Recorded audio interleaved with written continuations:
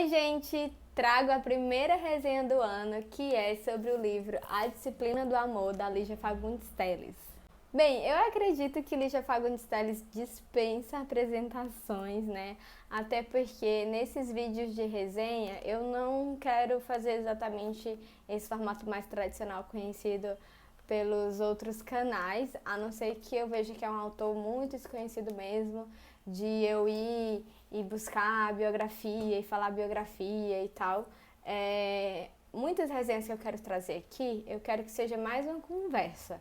Por quê? Porque durante o ano passado, por exemplo, eu evitei trazer resenhas porque muitas vezes eu não tinha tempo de fazer essa super pesquisa sobre o autor, sobre o livro, para trazer muitas informações e tal.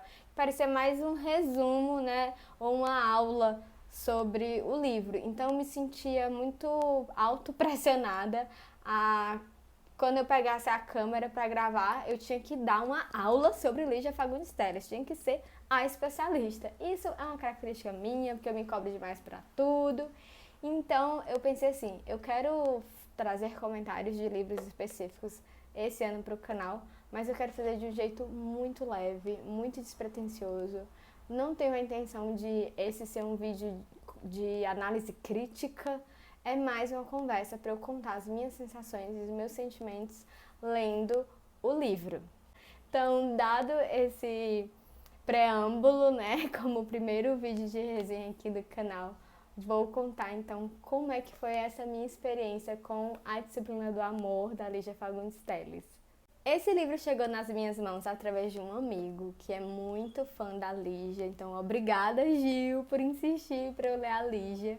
E eu falo insistir porque eu já tinha lido o Lígia Fagundes Telles há muito tempo, li Ciranda de Pedra e eu não tinha gostado. E aí eu fiquei me sentindo muito mal, porque como é que pode? Como eu não posso gostar dessa mulher? Se todo mundo gosta, todo mundo fala bem, se ela é um dos nomes mais importantes da literatura brasileira, universal, foi, né, cogitada a ganhar o prêmio Nobel e eu tô aqui. Mas dei uma segunda chance, e por isso a importância de dar uma segunda chance, né? Pra mim mesma, não foi pra Lígia, obviamente. Foi uma segunda chance pra mim, pra eu ter contato com essa maravilhosidade aqui da escrita dessa mulher. E eu me apaixonei então com a Lígia quando eu li os contos. Eu li uma coletânea de contos chamada Mistério, que eu encontrei numa biblioteca, então não acredito que seja uma coletânea que esteja em circulação, só encontrei em sebo, que era a edição bem velhinha, de contos de mistério, contos que tinham assim seu tom de sobrenatural e muitos deles contos com um final bem aberto. E eu fiquei totalmente apaixonada e encantada. E aí quando eu falei para esse meu amigo, Gil, que eu estava finalmente pronta para conhecer mais de Lígia, ele me emprestou esse livro, que eu demorei muito tempo para ler, por causa do mestrado, várias coisas, tal.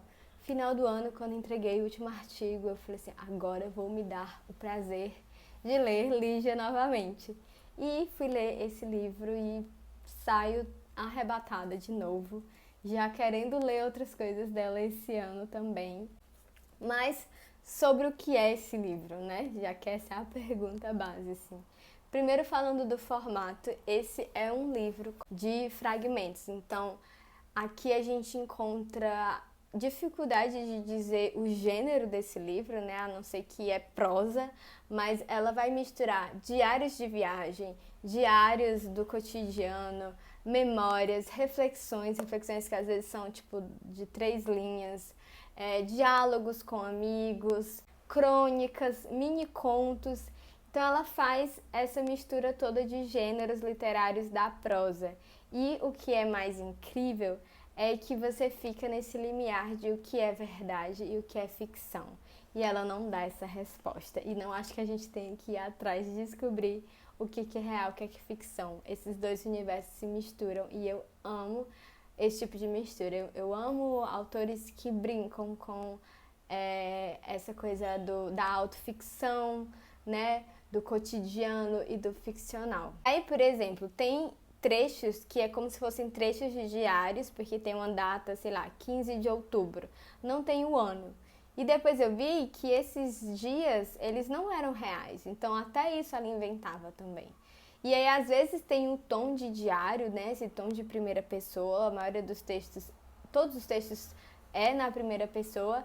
E aí ela vai contando o dia dela, mas aí ela já começa a criar um personagem dentro daquele relato do cotidiano. É incrível, assim.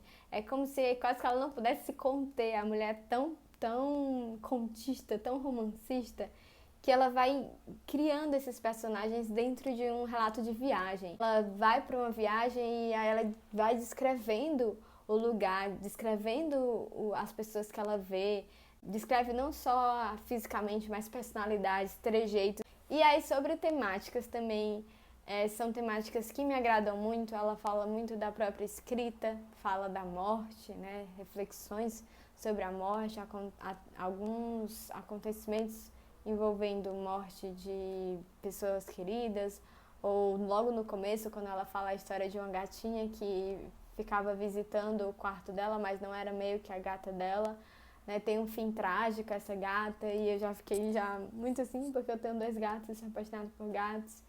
E tudo ela faz esses relatos tirando uma reflexão muito sensível. Ela vai falar também muito sobre feminismo, de uma maneira que eu fico pensando, se hoje ainda é revolucionário falar sobre isso, imagina naquela época. E aí, para finalizar, eu tirei 2 reflexões importantes sobre esse livro, relacionadas à escrita. Uma delas é quando ela faz esses relatos de viagem. Me veio um insight de pensar assim, será que a gente não está perdendo um pouco a habilidade da escrita por causa das redes sociais? Vai parecer meio saudosista e tal, mas eu fiquei pensando, quando a gente viaja, a gente não tem mais o hábito, a maioria das pessoas provavelmente, de escrever sobre aquela viagem. E aí eu fico pensando, na época tinha fotografia já, né? Mas não tinha essa instantaneidade de você já mostrar as fotografias para as outras pessoas, ainda mais para milhares de pessoas, assim como a gente pode fazer isso no Instagram, né? Então a gente viaja, posta uma foto e fim da história. Aquilo ali já é o nosso registro da viagem. Já ficou marcado. Viajei. Mas apesar de eu amar muito a fotografia, né, tudo mais, eu fico pensando o quanto que se perde das sensações quando a gente finda a nossa experiência de viagem num registro no story, num vídeo, num reels, numa foto, né? E fiquei viajando nessa conexão. Viagem e registro para postar. Viajo para registrar, registro para postar. E o quanto que se perde de nuances, de percepções, de experiências, porque a gente não usa a escrita para também sentir a viagem. Quando a gente não usa a escrita para sentir a viagem, eu acho que algumas coisas, né, se perdem. Porque eu amo fotografia, novamente, não tô querendo... Talvez esse discurso fique parecendo assim, fotografia é pior do que a escrita. Não é isso, são artes diferentes com fins diferentes. A fotografia diz muito. E tem aquele famoso ditado, uma foto vale mais do que 1000 palavras, né? Mas aqui, quando eu li a Lígia, ficou parecendo que se ela tivesse me mostrado a foto, seria uma experiência. Quando a gente mostra a foto, é uma experiência. A experiência que quem diz é quem vê. A partir do seu olhar registrado, tem essa experiência.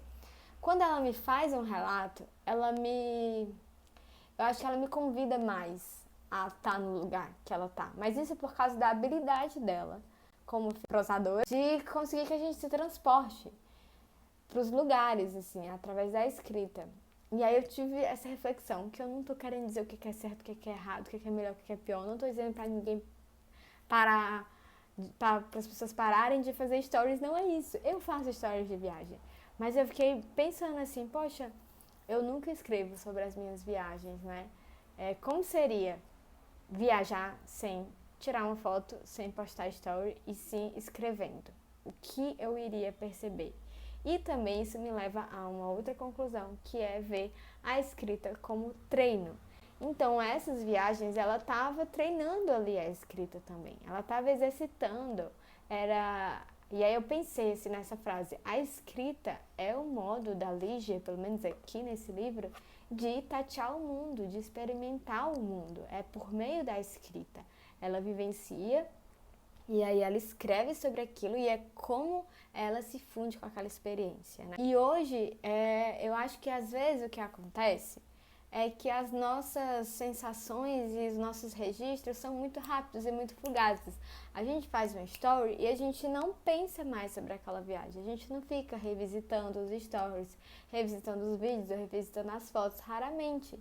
E talvez a gente escrevesse, a gente pudesse ter esse prolongamento da experiência, mas é só um palpite. A outra reflexão que eu tive é sobre o próprio nome, Disciplina do Amor, porque eu cheguei na conclusão que a disciplina da escrita é uma disciplina do amor e que geralmente a gente vê disciplina como algo chato, rigoroso, engessado e o amor como algo livre, espontâneo. Então, quando ela tem essa genialidade de juntar essas duas palavras numa só expressão, a disciplina do amor, ela rompe com esse paradigma, né, com essa dicotomia.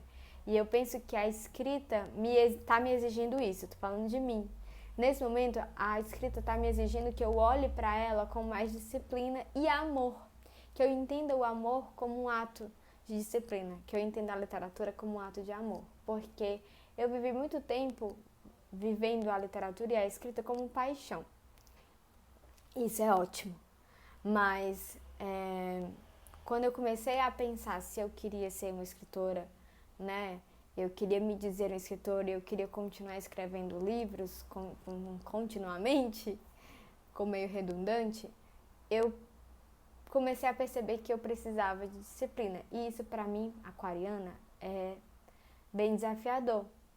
Porque eu queria escrever só na vontade, mas eu vi que isso estava sendo um sabotador. Que isso é um bloqueio que eu tinha criado que não permitia que eu experimentasse na escrita. E a Lígia, com esse livro, ela me abriu essa porta. Experimente, minha filha. Escreva conto, crônica, memória, reflexões, banalidades, mas escreva.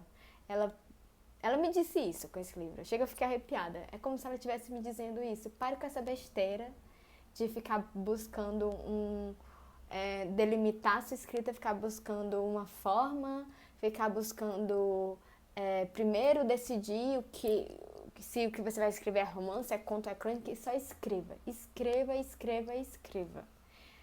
Porque é uma abundância tão grande de escrita aqui, de vontade de escrever, que eu terminei o livro com esse presente, assim, com esse tipo de conselho, assim, de que eu só me permitisse escrever, sem me importar muito com o depois.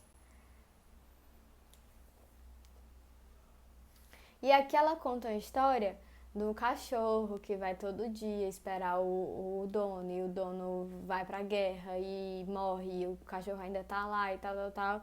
E eu fiquei pensando, se eu não me engano, esse conto é Disciplina do Amor 1. E aí eu fiquei pensando na escrita e no escritor, né? Que a gente como escritor talvez seja esse cachorro, né? Que tem que ficar indo lá esperar a escrita todos os dias. Não esperar, mas não só esperar, né? Ir atrás também dessa escrita.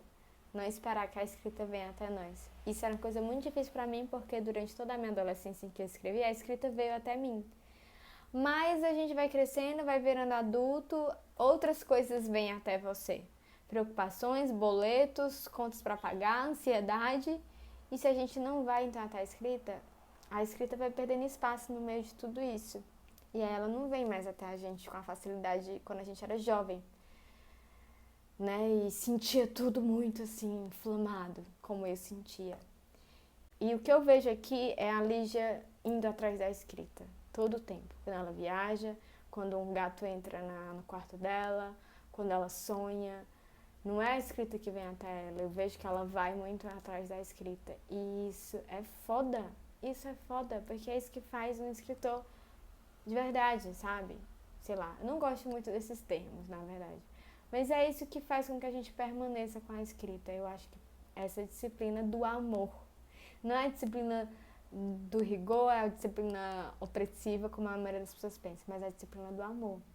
Vou ler alguns trechos. Por exemplo, ela fala uma coisa que até hoje é super discutido no feminismo. Que ela cita, né, uma professora.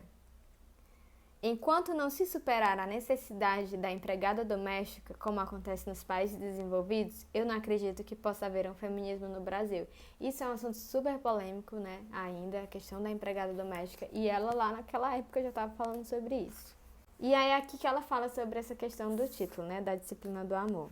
Digo-lhe que a indisciplina está só na aparência e na superfície do amor. Na casca, porque lá nas profundezas o amor é de uma ordem e de uma harmonia só comparável à abóbada celeste. Ele ficou me olhando, arqueou as sobrancelhas surpreendido, mas então só conheci o amor superficial? Cada vez que amei foi tanta a insatisfação e a insegurança, fico em total desordem. Desejei-lhe um amor verdadeiro. E ele riu, desafiante. E saber se por acaso eu tinha atingido no amor essa plenitude celestial. Não respondi. Falamos sobre política, livros, mas quando saí da livraria, me vi, Adão, sendo expulso do paraíso. O semblante descaído e o olhar no chão. Olha o jeito que ela termina, gente, que sensacional. Em vez dela dizer assim, ai, mas me senti desconcertada porque eu era uma hipócrita, ou porque eu menti. Não, Adão sendo expulso no paraíso com o semblante descaído e o olhar no chão. Gente, pelo amor de Deus, mulher. Faz isso comigo. Enfim, gente, essas foram as minhas reflexões com relação ao livro.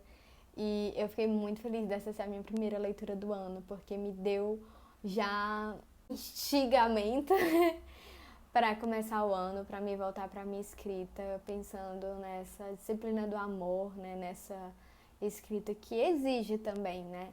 A arte também exige da gente, não é só deixar a vida me levar. A não ser que você veja a arte puramente como um hobby, mas no meu caso, que me vejo como um artista, como algo que eu vou levar pro resto da minha vida, assim. Independente se eu tenho outros empregos, se eu ganho dinheiro com outras coisas, eu sei que eu quero ser artista para sempre.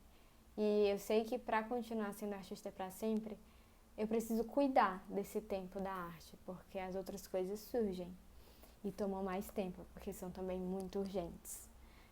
Então, espero que vocês tenham gostado. Leiam esse livro, vocês não vão se arrepender, eu achei maravilhoso. Se você gostou, comenta aqui. Se você já leu outra obra da Lígia, me indique para ser a próxima.